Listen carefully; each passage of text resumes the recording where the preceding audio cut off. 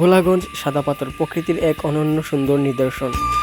আজকে আমরা ভোলাগঞ্জের সাদা পাথর নয়, আজকে আমরা যাচ্ছি উৎমাচড়া পর্যটন কেন্দ্রে।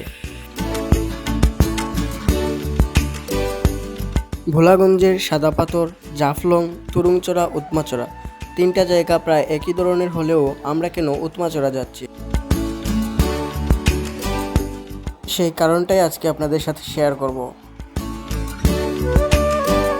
সাদা পাথর এবং জাফলংয়ের পরিচিতি সারা দেশব্যাপী বেশি হওয়ায় এখানে পর্যটকদের আনাগোনাও বেশি থাকে। এই জায়গাগুলো সৌন্দর্যের দিক দিয়ে সেরা হলেও পর্যটকদের আনাগোনা বেশি থাকার কারণে তা নিজের মতো করে উপভোগ করা যায় না। তাই তো কোলাহলমুক্ত নীরব প্রকৃতিকে অনুভব করতে আমরা চলে গেছি উৎমাচড়ায়। তো বন্ধুরা, আজকের ভিডিও এই পর্যন্ত। উৎমাচড়ার প্রাকৃতিক প্রদর্শনী নিয়ে দেখা হবে অন্য কোনো ভিডিওতে।